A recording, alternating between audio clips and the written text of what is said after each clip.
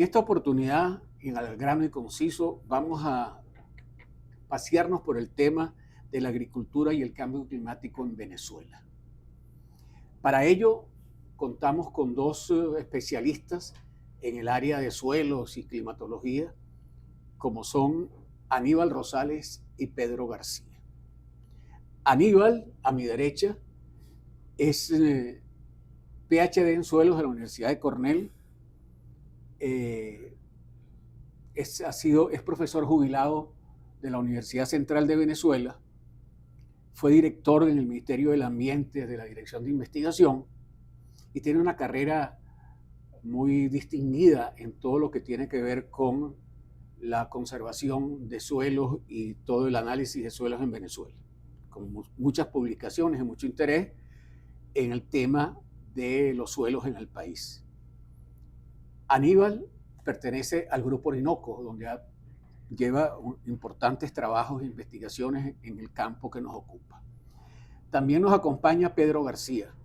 Pedro también es agrónomo egresado de la Universidad Central de Venezuela, tiene una maestría en Ciencias del Suelo en la Universidad de Florida y tiene también una trayectoria en todas estas áreas de edafología, ambiente, sostenibilidad, suelos, en el Ministerio de Obras Públicas, en el Ministerio del Ambiente y en la Dirección General del Servicio de Desarrollo Ambiental del Amazonas, y también es miembro del Grupo Orinoco. Ambos han hecho todo un desarrollo en esta materia y recientemente han culminado un trabajo de investigación para la Academia de Ingeniería y Hábitat, que está próximo a publicarse. Es un trabajo denso, dilatado del tema del cambio climático y creo que va a ser una referencia muy importante para el país en esta materia. El tema del cambio climático es un tema muy importante para la agricultura venezolana y para el sistema agroalimentario en su conjunto. El cambio climático es un cambio antropogénico. Se dice que es antropogénico porque es causado por la actividad humana. Y la principal causa del cambio climático se refiere al aumento de la concentración de gases de efecto invernadero que retienen el calor de la atmósfera y provocan un incremento en la temperatura, y es producto de la quema de combustibles de combustibles fósiles, carbono, petróleo, gas, así como la deforestación y la agricultura intensiva. El impacto que esto tiene en la agricultura es considerable y hay todo un interés mundial en los últimos años en relación a este tema. Eso está muy contemplado en la Agenda 2030 de Naciones Unidas y también en los Objetivos de Desarrollo Sostenible, concretamente el Objetivo 13, aunque también está el Objetivo 7 y el 14. De manera tal de que este tema de la agricultura y el cambio climático es muy importante y empezaríamos planteándonos el hecho de que de los hallazgos de ustedes en su trabajo. El resumen que yo recibí del trabajo de ustedes me llamó mucho la atención que se destaca el hecho de que que en Venezuela hay una disminución de la incidencia en la emisión de gases de efecto invernadero, básicamente por la reducción de la superficie cultivada e incluso del rebaño vacuno, y no por la aplicación de planes deliberados orientados a mitigar esta emisión de gases.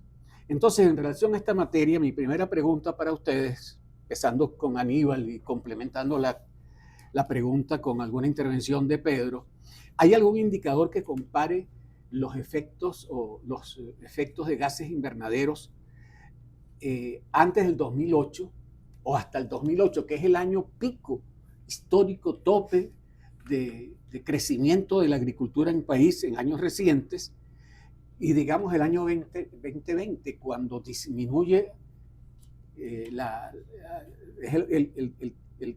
año tope, pero de efecto negativo del crecimiento de la agricultura en relación a los resultados de este sector? Entonces tenemos indicadores que comparen estos la emisión de gases cuando estábamos en crecimiento sostenido de la agricultura y el efecto de la disminución de esa temperatura, de esos gases en el año 2020. Aníbal. Bueno, mira, en primer lugar, muchas gracias por la invitación a compartir con ustedes, con FedeAgro. Tenemos muchos años de relaciones.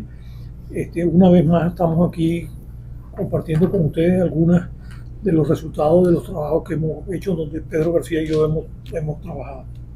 En relación a esto muy concreto, de estas comparaciones entre el 2008 y el 2020, tenemos una figura que está incluida en el trabajo que nosotros finalizamos, que es la figura número 1. Entonces, ¿dónde está esa figura? La vamos a presentar exactamente en la pantalla. Está allí, ¿no? La tienes allí en cámara, ok. Aquí estamos viendo la evolución de las emisiones de gases de efecto invernadero entre el año 1992 y el año 2022. Bueno, vemos cómo por el año 2020 aproximadamente hay un declive pronunciado en la emisión de los gases de efecto invernadero de todos los sectores. El sector de color coral, algo así, el sector más grande es el sector de la energía. El sector verde está asociado con las deforestaciones en el país, que son muy altas. El sector amarillo es la agricultura, y luego vienen los procesos industriales. Entonces, si comparamos más o menos el 2018, tenemos que hay unas cantidades relativamente altas en términos de emisiones de gases de efecto invernadero en millones de toneladas de carbono, de CO2 equivalentes. De todos los gases se llevan a una referencia común que es CO2 equivalente, carbono equivalente. Entonces vemos que guardan más o menos la misma tendencia desde el 92 hasta el año 2008, 2010, pero luego viene el declive enorme, y en el 2020 es donde está el pico más bajo, por el declive de la actividad económica del país, actividad económica en todos los sentidos, en petróleo, producción de petróleo. La producción de petróleo en el campo tiene una alta cantidad de emisiones de gases de efecto invernadero.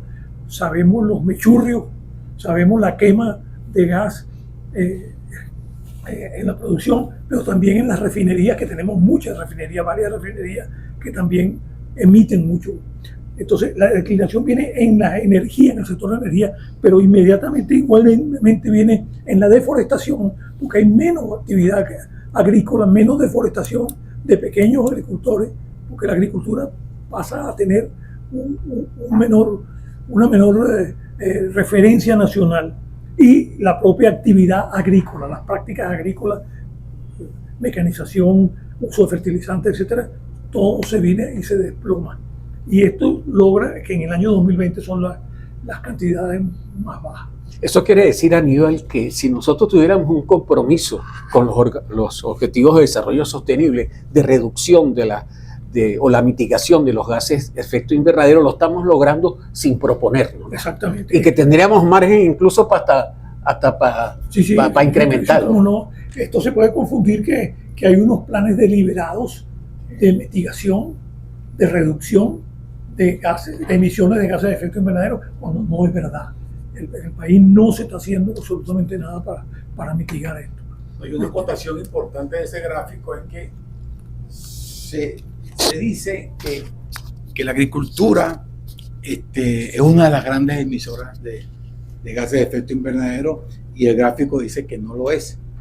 Inclusive la agricultura, si ustedes comparan el cuadro, se dan cuenta que es más grande las emisiones asociadas a la deforestación y a los cambios de uso de la tierra que a la mismísima agricultura. Entonces la han como, ¿cómo se dice la palabra? Han puesto maléficamente ante la opinión pública. Por supuesto que sí genera, pero en el caso nuestro, nosotros estamos muy lejos de ser un país altamente emisor de gases de efecto invernadero por la actividad agrícola. Sin embargo, pareciera que estamos, donde no pareciera que estamos cumpliendo con los cometidos es en relación a los efectos del cambio. En relación a este tema, es importante oír una pregunta que nos hace o que les hace a ustedes Ramón Bolotín. Ramón Bolotín, presidente de la Asociación de Productores PAI en Turén, Estado Portuguesa. Y Ramón tiene una pregunta relacionada con el tema de la efectividad del cambio climático en el país. Todos sabemos que la agricultura moderna, así que tal cual como la conocemos ahora, a partir de la Revolución Verde, no tiene más de un siglo. Les pregunto, cuando hablamos de cambio climático, ¿a cuánto tiempo nos referimos? ¿A lo que está ocurriendo los últimos 100 años, con la industrialización, la Revolución Verde? ¿Ha cambiado tanto o ha influido tanto estos cambios en el clima del planeta? Recuerdo que cuando hablamos de cambio climático, como digamos las glaciaciones, la época del hielo, hablamos de milenios, de mucho tiempo. La Tierra tarda, tiene una capacidad buffer para resistirse a los cambios. La última glaciación fue hace miles de años. ¿Podemos en tan poquito tiempo hablar de un cambio climático y no hablar de un cambio puntual de que ahora tenemos una represa y al lado de la represa se producen más precipitaciones? Está ocurriendo un cambio climático, supongamos acá en Venezuela, cuando hablamos de registro de precipitación, evaporación, radiación, ¿ha cambiado tanto esos valores como para que digamos que todo esto es producto de la actividad del hombre? ¿Qué opinión les merece la pregunta que les ha hecho Ramón? Bueno, Ramón tiene mucha razón cuando hace un planteamiento de los cambios climáticos que están asociados a las variaciones geológicas, especialmente en los últimos 2 millones de años, que es el periodo que conocemos como cuaternario.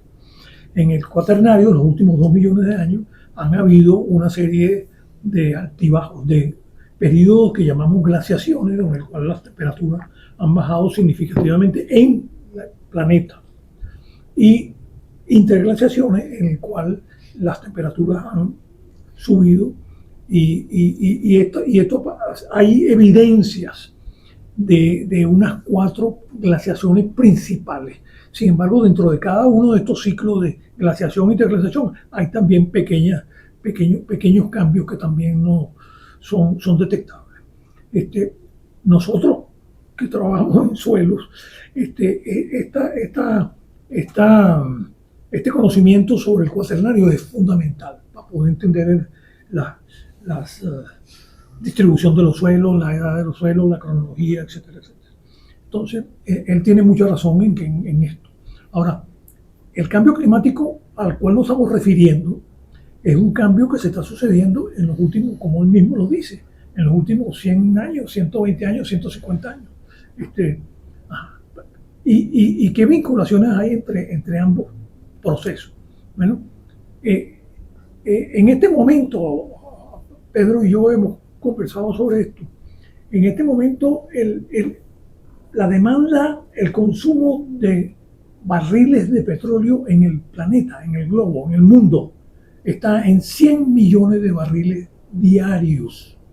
Eso es una cantidad enorme de solo petróleo. Si metemos carbón, si metemos un gas, diferentes gas licuados, etcétera, etcétera, mucho más.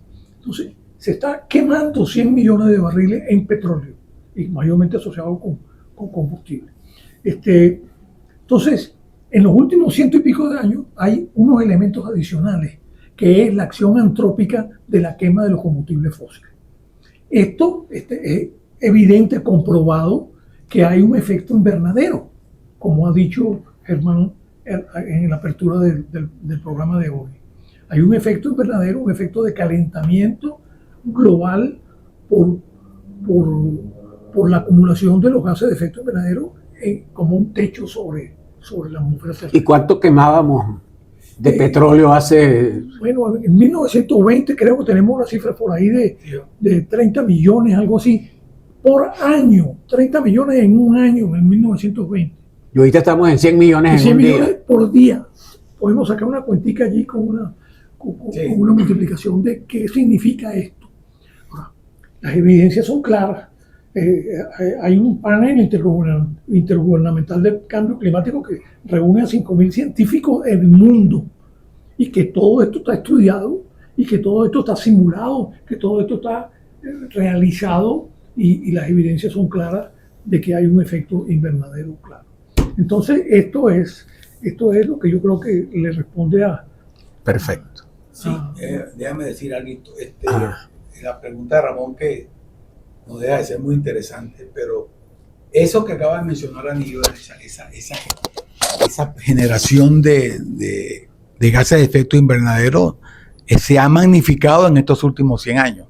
De pasar en el año 1859 a 2.000 barriles de petróleo anual a 100 millones de barriles en el 2025. Diario. Por día, sí. Anual versus día. Entonces, eso nos está diciendo a nosotros que no se puede omitir que estas emisiones tengan que tener un efecto muy directo sobre la atmósfera y que sean una de las grandes estimuladores del cambio climático. Muy bien. Ahora, es importante señalarles a ustedes que para nosotros, para los que trabajamos en la parte agrícola, hemos visto cambios recientes que son muy importantes. En el año 24 tuvimos un impacto de una niña que resultó una niña suave, y el volumen de agua y de precipitaciones favorecieron en gran parte a los ejes productivos más importantes del país, que venía de un año 23 y 22 con un efecto Niño, que para nosotros es sequía importante, que había mermado de alguna manera la producción de esos años. Para este año 2025, en todos los pronósticos que teníamos de los pronosticadores de clima e instituciones, hablaban de un año neutro, es decir, sin efecto niñas ni niños. Sin embargo, el comportamiento de las lluvias del invierno de este año ha sido devastador, con precipitaciones récord en más de 30 años de registro. No se habían obtenido meses de marzo, mayo y junio de los volúmenes de precipitaciones que han caído. Y efectos brutales para regiones, poblaciones, ejes agrícolas, productivos, pérdidas considerables de cultivos, ganados, disminución del área de siembra y de la productividad de áreas. Y incluso no se pudo completar el ciclo de siembra. ¿Qué pasa con los pronósticos climatológicos que no se corresponden con la situación real? La variabilidad del régimen de las lluvias y del comportamiento de las temperaturas es una característica del cambio climático. Y a estas dos preguntas que yo me hago, agrego la pregunta que les hace Celso Fantinel, que es un productor, expresidente de FedeAgro y productor del norte del estado Guárico, donde él tiene un particular interés por los registros climatológicos, tiene una estación en su finca y está muy preocupado por la incidencia de las precipitaciones en su unidad de producción. Adelante, Celso. Yo vengo diciendo que el cambio climático está instalado en Venezuela hace más de una década y seguramente tiene mucho que ver con la circulación de los vientos, porque hay regiones que llueve mucho, pero vemos cómo hacia el oriente del país, Guárico, sur de Aragua, tiende a llover menos. Entonces, ¿qué explicaciones? ¿Qué es lo que está pasando con los vientos alisios? Entendemos el fenómeno niño-niña.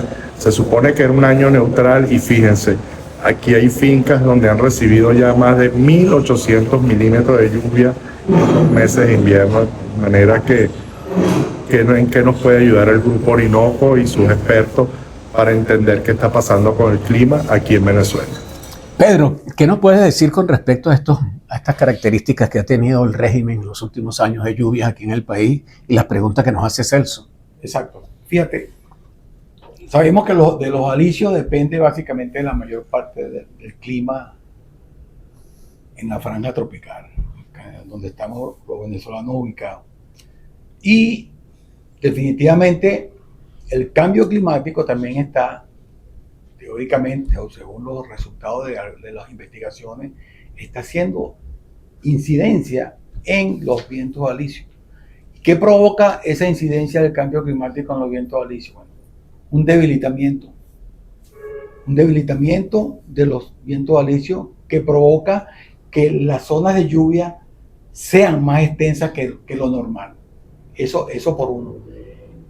Provoca inclusive alteraciones temporales en la dirección de los vientos. Provoca en muchas ocasiones que los vientos alisios alteren el patrón de las lluvias, porque indiscutiblemente una respuesta a esos incrementos de temperatura, el gran, ¿cómo se llama? La gran franja que es la tropical e intertropical, de donde los alisios tienen sus mayores efectos, se altera. Entonces, eso provoca entonces, sumado al problema del calentamiento de los océanos, que los alisios se alteren en su comportamiento cíclico y generen entonces todas estas variaciones básicamente en el patrón de la lluvia, porque el debilitamiento de los alisios precisamente lo que genera es que las zonas bajo lluvia sean mucho más extensas que lo normal. Entonces quiere decir que los efectos de esos vientos no se comportan igual en todo el país, porque si bien es cierto, a veces tenemos inundaciones en Portuguesa, pero en Guárico no ha llovido. Sí. Eso es producto de esa variabilidad, sí, de los... Fíjate, lo que pasa es que cuando los alisios convergen hacia el Ecuador, ahí se genera lo que llama la zona de convergencia, o la zona de convergencia intertropical, que es la que controla básicamente el patrón de la lluvia en el trópico. Entonces, esas respuestas en diferencia en lluvia esas son variaciones que pudiéramos decir normales. Porque si tú comparas en la época de invierno de hace 5 años, llovió a lo mejor mucho más que lo que está lloviendo ahora. Y no necesariamente tiene que ser una respuesta al cambio climático, es una respuesta a la variabilidad climática que está dentro del contexto de un país tropical. El trópico tiene una dinámica desde el punto de vista climático muy distinta a un país templado. Entonces, por eso es que a veces los pronósticos de temperatura no son tan acertados, porque hay una cantidad de factores que hacen limitado ese pronóstico y tener valores, vamos a decir, mucho más precisos. En el trópico, los pronósticos no son tan acertados como pudieran ser a lo mejor en las zonas templadas, donde el patrón de la lluvia prácticamente es repetitivo y con pocos cambios. El trópico es otra cosa. ¿Por qué? Porque hay una gran cantidad de incidencias, factores como el niño y la niña, que tú lo acabas de mencionar. Últimamente las ondas tropicales, que se han intensificado en su magnitud y en la frecuencia. Yo hace 20 años yo no escuchaba hablar de las ondas tropicales como estoy escuchando en estos momentos. Ya vamos, creo que por la 14, bueno, y esa onda 14 se estabiliza en algunas partes del país y provoca esas lluvias, e inclusive a veces se estimulan por las razones fisiográficas, orográficas del país, tal como ocurrió en este momento en Apartadero, con una incidencia de una lluvia que creo que llegaron a los 200 milímetros en pocos días. Entonces, la misma condición fisiográfica del país también hace que el patrón de la lluvia, sobre todo el de la lluvia, se altere, además de todas estas cantidades de factores, vamos a decir, climáticos propios del trópico. Muy bien, Pedro. En una de las preguntas que están asociadas, que tú asociaste allí, ¿qué pasa con los pronósticos? Porque los pronósticos no se corresponden con la realidad.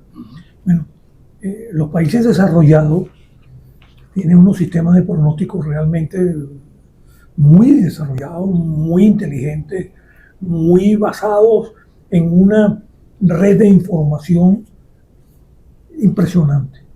Exactamente, en Venezuela, los pronósticos locales, que son lo que necesitan los agricultores, los pronósticos regionales, tenemos una red hidroclimática o agroclimática inexistente. El número de estaciones que se han reducido, el número de mediciones sobre el clima se han reducido. Pronóstico significan modelos, pronóstico significa investigación en climatología. Nosotros no somos climatólogos, pero algo de esto sabemos. Entonces, no hay investigación en climatología en variabilidad climática. no hay data con la cual validar los modelos. Entonces allí tenemos, y eso no quiere decir que en los países desarrollados también los pronósticos no sean exactos, pero tienen menos cantidad de errores que los nuestros. Menos variabilidad. Eso me hace recordar, Aníbal, que en el Mundial de Clubes que vimos ahorita de fútbol, suspendieron un partido porque los pronósticos determinaban que iba a llover sin estar lloviendo. Pero si se desarrollaba el juego, iban a tener que suspenderlo porque venía un palo de agua. Eso como una anécdota de cómo esa gente maneja los datos y las estadísticas y la investigación. Ahora fíjense, en el mundo global existen dos tendencias marcadas con respecto de las causas del cambio climático y la necesidad de preservar el ambiente. Una responsabiliza a la agricultura de las emisiones de gases de efecto invernadero y la liberación de CO2.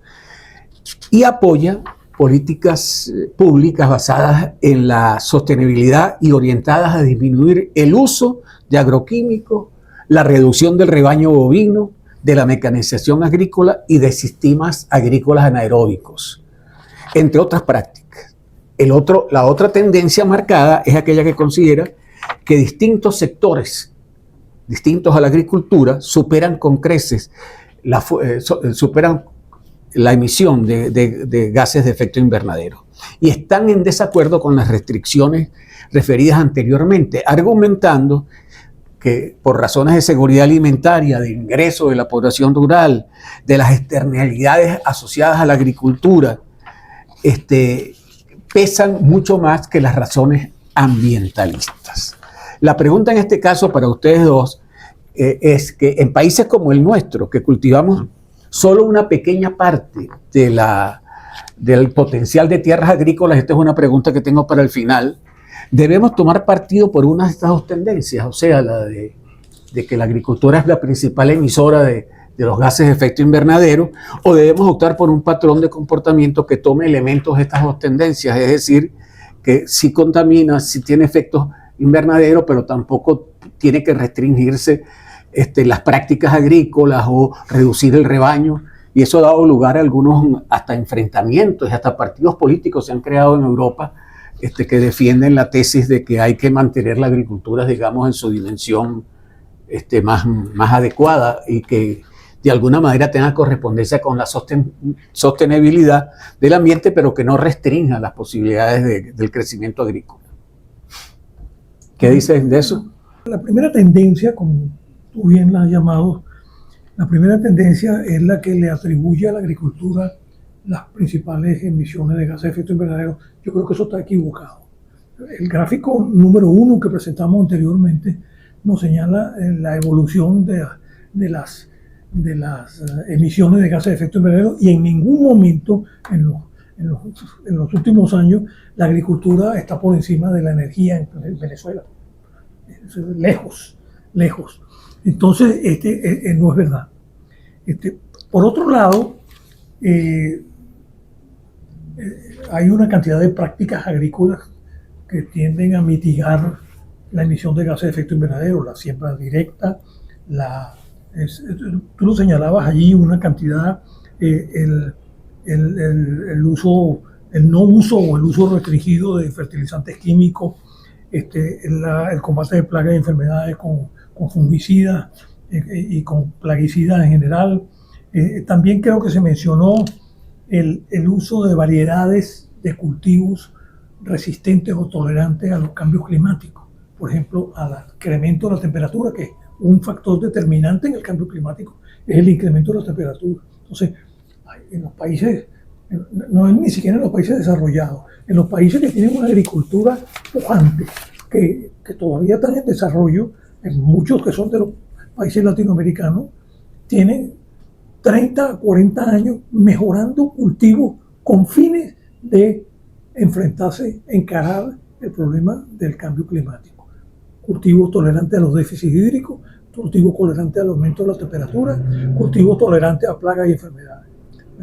Venezuela entró en una debacle en la parte de investigación, esa parte es importante. Venezuela tenía grupos de trabajo mejorando cultivos y eso se desplomó y eso se acabó Y no hay en este momento. Hemos perdido 30 años es demasiado tiempo en investigación. Entonces, pero en todo caso, si no tomamos en cuenta lo del asunto de las variedades resistentes a los cambios climáticos, sino el otro grupo de prácticas, esas son prácticas que, si bien es cierto que reducen las emisiones de efecto invernadero, también contaminan menos por una parte. Olvidémonos del cambio climático como tal, pero menos contaminación local, regional y nacional, por una parte. Y por otro lado, muchas de ellas reducen los costos de producción. No es lo mismo pasar 10 pases de rastra que siembra directa con ninguno. Entonces, ese es un aspecto importante, que muchas de esas prácticas, el uso de fertilizantes químicos, entendemos que tenemos un problema de producción de fertilizantes en Venezuela. Esperemos que eso se lo vamos a superar en algún momento del futuro. Pero los abonos orgánicos, bueno, todas esas son cosas que debemos propiciar. Sin embargo, la agricultura de precisión, la Big Data, la nueva tecnología... Son costosas. La agricultura de precisión es costosa. Es costosa. Y es costosa por una parte, y por otra parte que requiere talento humano importante para... Esto no está hecho para pequeños agricultores, ni se diga, y medianos agricultores algunos. Pero la agricultura tiene otros problemas que sí son importantes de atacar. Las deforestaciones. Venezuela es uno de los países con mayores tasas de deforestación en el mundo. Hay un gráfico que creo que tenemos allí, que es el próximo, que es un mapa de Venezuela, que se ve cómo al norte del Orinoco están, y cómo al sur del Orinoco las áreas verdes son las áreas de cobertura boscosa. Y cómo al norte del Orinoco prácticamente se han desaparecido. Hay un gráfico que sigue, que permite ver la evolución de la primera línea del gráfico es el comportamiento de la deforestación. Tengo yo algunos datos aquí que para el año 1985, teníamos unos 68,6 millones de hectáreas en cobertura boscosa, de formaciones forestales. En el año 2023, hemos bajado 65,1, más de 3 millones de hectáreas en este periodo entre el año 1985 y el 2023. Este es un problema, porque el problema no solamente es con el cambio climático, porque la deforestación contribuye a las emisiones de gases de efecto invernadero por la quema y la tala de... Ahora, a mí lo que me preocupa de esas cifras que estás dando, Aníbal, es que esas 3 millones de hectáreas que en ese lapso se han deforestado no están incorporadas a la producción agrícola. Están por conuco, están por vía. Ya te voy a mencionar otra. La gráfica siguiente es una fotografía, ¿no? Ya la tenemos ahí. Bueno, esa es una fotografía tomada en un helicóptero que la tomamos nosotros en la cuenca alta del río Guárico. La cuenca alta del río Guárico, aquí cerquita, 1 hora y media de Caracas. Es la cuenca abastecedora del 60% del agua de la ciudad capital, Caracas.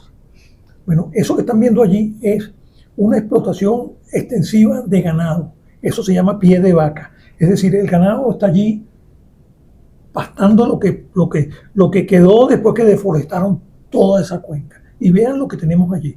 Cómo la intensidad del pisoteo del ganado está provocando ya erosión intensiva en los suelos, pérdidas de suelo.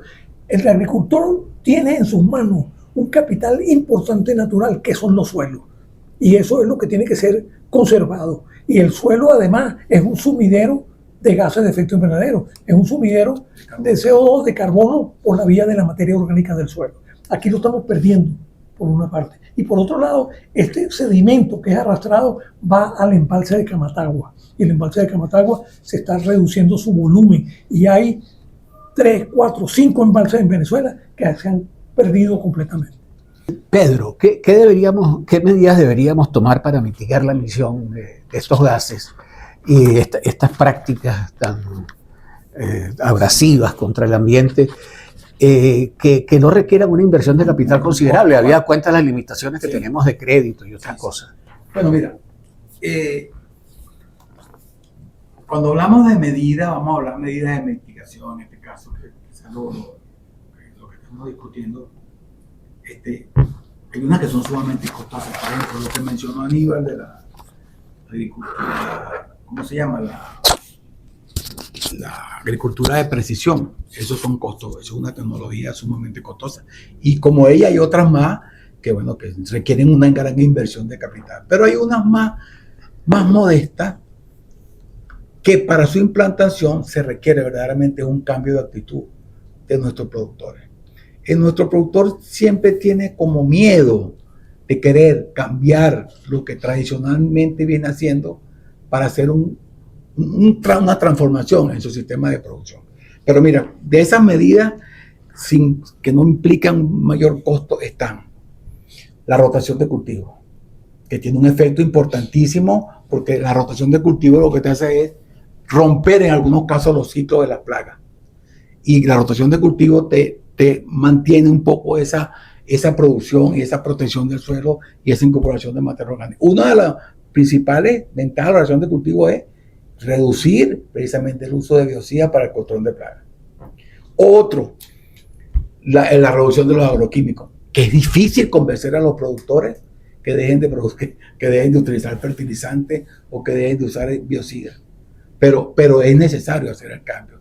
Los cultivos en hilera con fertilización simultánea han demostrado ser sumamente eficientes en ese tema. Cuando tú estás aplicando fertilizante al voleo en una parcela, que es muy común en los llanos, lo que estás regando es fertilización para las malezas, y entonces lo que está es precisamente provocando que muchos de esos fertilizantes, en algunos casos nitrogenados y la urea, lo que hacen es aumentar la emisión y la planta prácticamente no la aprovecha. Bueno, las energías renovables, que por supuesto tienen un costo, pero quizás los productores con mayores posibilidades económicas lo puedan hacer. Y cuando hablamos de energías renovables, no es que por ejemplo vamos a poner hectáreas y hectáreas de paneles solares, no. Un panel solar que te dé energía para tú prender una bomba para regar.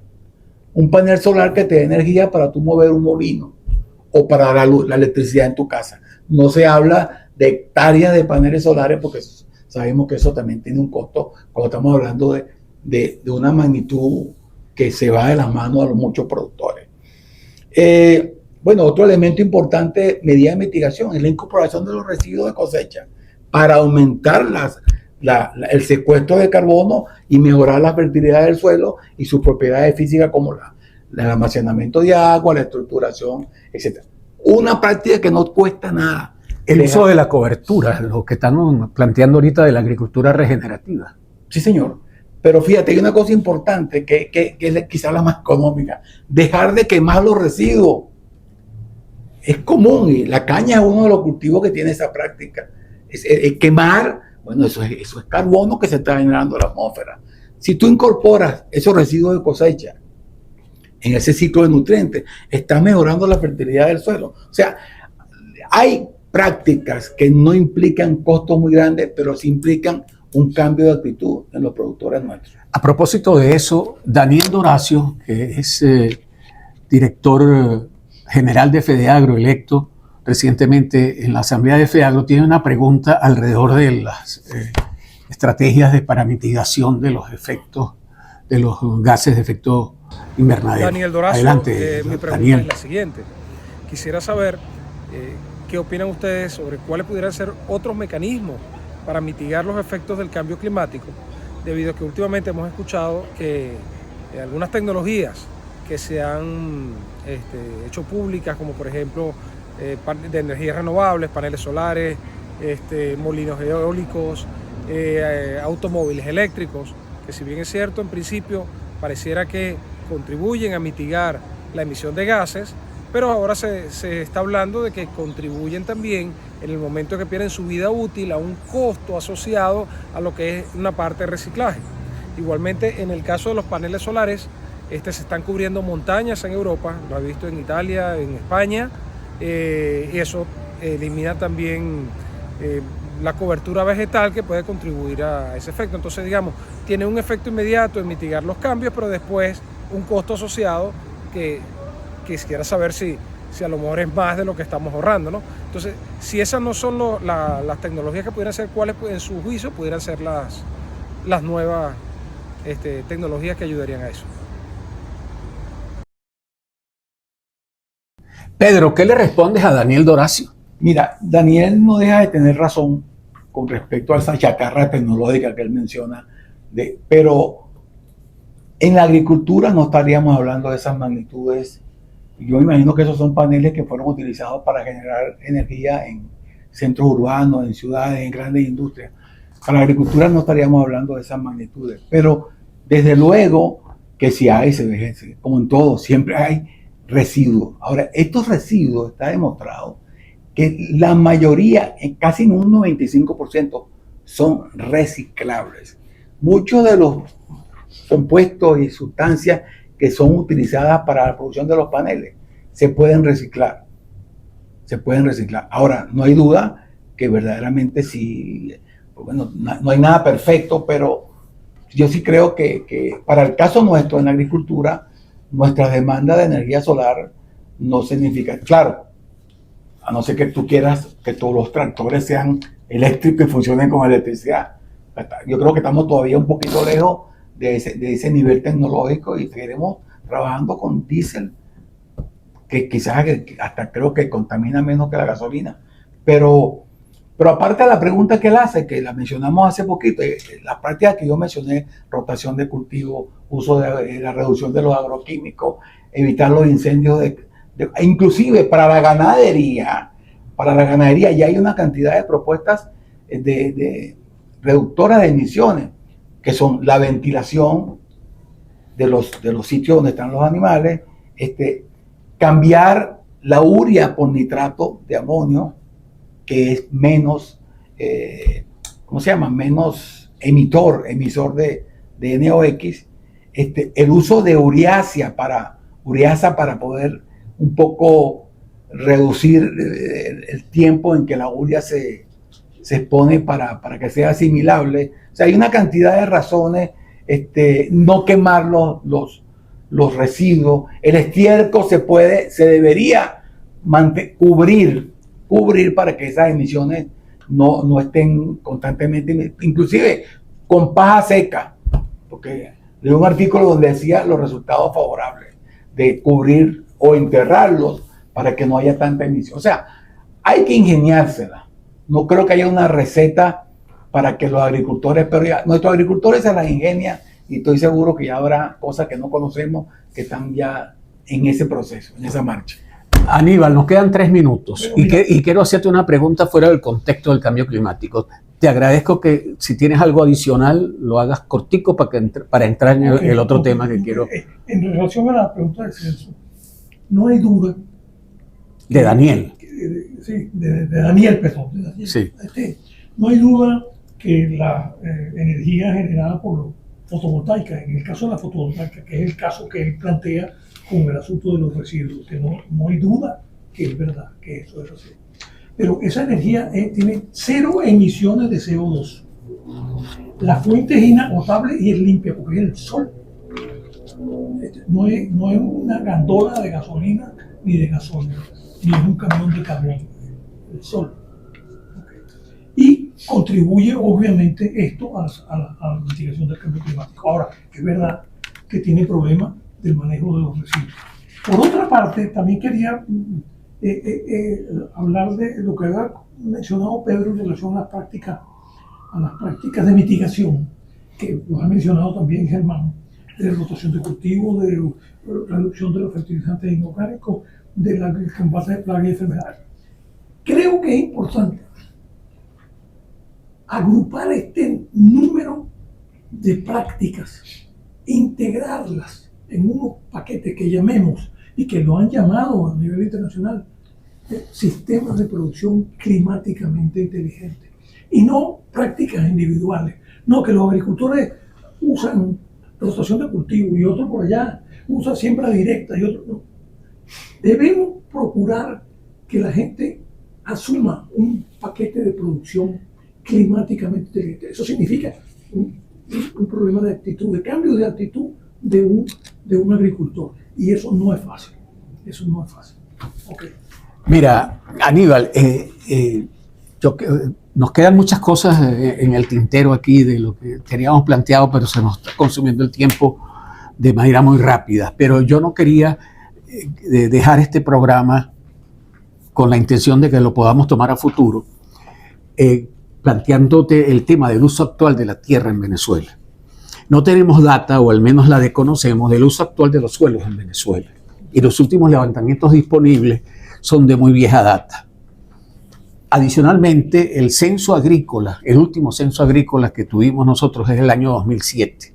O sea que tenemos un retraso de 8 años. 18, ¿no? Bueno, tenemos de 8 años porque debería hacerse cada 10 años. Okay. O sea, el retraso sería de 8 años. O sea, en el 2017 deberíamos tener un censo agrícola, pero porque en 8 años, y en este caso 18, como bien lo dices tú, los cambios de uso son notables. El crecimiento urbano ha sido muy voraz y el crecimiento de la agricultura de montaña significativo. Tú lo demostrabas cuando nos mostraste la foto de la cuenca del río Guárico. Seguimos siendo un país privilegiado con respecto al recurso suelo, Aníbal, porque hay el concepto de que nosotros tiramos cualquier semilla al suelo y crece, ¿no? Sí. El crecimiento urbano industrial se sigue haciendo sobre tierras de clase superior, desde el punto de vista agroecológico. Ahí tenemos el caso de los valles de Aragua, cómo se ha venido poblando y urbanizando todas esas tierras de primera calidad. La disponibilidad de tierras de calidad ha mermado. ¿Hay data de calidad sobre la ocupación del espacio agrícola en Venezuela? Bueno, hermano, esa preocupación la hemos tenido en la Facultad de Agronomía, la hemos tenido dentro del Ministerio del Ambiente, lo tuvimos incluso desde el MOP. El escenario ideal para trabajar sobre esto fue la llamada depresión del lago de Valencia, partes planas de la cuenca del lago de Valencia, en el cual hay una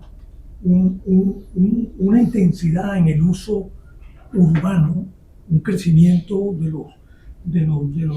los sistemas urbanos en crecimiento a costa de las mejores tierras del país, de los mejores suelos del país que están allí y en unas cantidades apreciables.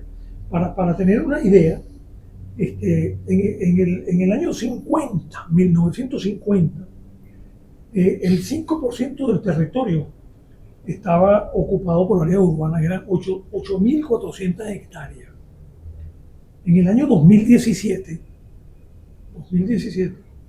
el 27% del área de la depresión, 48.700 hectáreas, estaban ocupadas por áreas urbanas. Vean la diferencia entre 8.400 y 48.000, 40.000 hectáreas en este periodo de tiempo entre 2017 y 1950. Urbanizadas, 40.000 hectáreas. Sí. Urbanizadas. Con todo y eso, aquí tenemos algo que se dio y que fue muy importante, que fue unos trabajos que comenzaron desde mi propio MOP, siguieron con el Ministerio del Ambiente. Pedro trabajó en ese inventario de tierras de la cuenca del lago Valencia, y la participación de la Facultad de Agronomía con el desarrollo de un sistema de información de suelo de la depresión del lago Valencia, que es lo que nos ha permitido tener todas estas cifras posteriormente. Bueno, mira, con todo y esto que ha pasado, todavía quedan unas 35.000 hectáreas de suelo de muy buena calidad actualmente. 35.000 hectáreas, que no es despreciable. Esto es un recurso valioso, y podemos decir que desde ese punto de vista que la disponibilidad de tierras de calidad ha mermado. ¿Por qué? Porque son los suelos de mejor calidad. Sí. También han mermado por otras razones que Pedro a lo mejor puede referirse ahora con el cambio climático. Sí, señor. Bueno, mira, Lo que no hay, no tenemos otros datos de otras zonas del país, tenemos esto como un ejemplo. Pero digamos, el mapa de uso actual más reciente del país, ¿en qué año se hizo y a qué escala? Bueno, mira, en este momento no sé, pero Coplanar, no sé. Años, bueno, Coplanar fue el inventario de tierra. No, uso actual. Porque Coplanar era la Comisión del Plan Nacional de Aprovechamiento de los Recursos Hidráulicos. Se necesitaba cuánto era la demanda de agua del sector agrícola. Y para eso hubo que hacer un departamento de evaluación de tierra para riego, fundamentalmente. Eso fue en los años 70, de 1970, la década del 70. Pero hoy día hay una ONG que se llama Provita, que ha desarrollado un programa de evaluación de uso de la tierra que se llama Map Bioma. No sé si lo has oído o no. Sí. Map Bioma está produciendo una cantidad de información. El mapa que presenté ahora de cobertura vegetal es un mapa de Map Bioma de hace un año. Y ese mapa se puede sacar del año 85 hasta el año 2024, año a año, en el cual tú puedes ver los cambios en el uso de la tierra. Todavía la escala, Sí, la escala es una escala muy general. Como escala muy general, 250.000, 500.000. Necesitamos, para el Cuenca de Agua Valencia, toda esa información que teníamos, tenemos a 20.000. Ahora, Muy bien. déjame Rapidito, porque estamos ya cerrando. Tu pregunta es si ha mermado. Y de repente el pronóstico es que va a mermar más. ¿Por qué? Los estudios están diciendo ya que las zonas con déficit hídrico en el país van a aumentar. Semiáridas y áridas. Y las zonas húmedas van a cambiar a semiáridas en los pronósticos, en las proyecciones del cambio climático.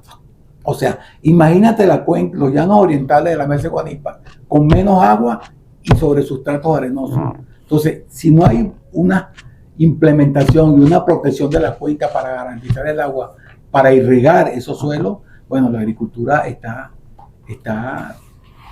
bastante vulnerable en esa zona. Entonces, es posible que con los efectos de las posibles disminuciones en la precipitación, las aptitudes y las potencialidades de algunos suelos, de algunas tierras, puedan disminuir. O sea, haya una merma, pero bueno, proyectada, pero no sabemos si al final se va a dar o no se va a dar. Pero los datos dicen que sí.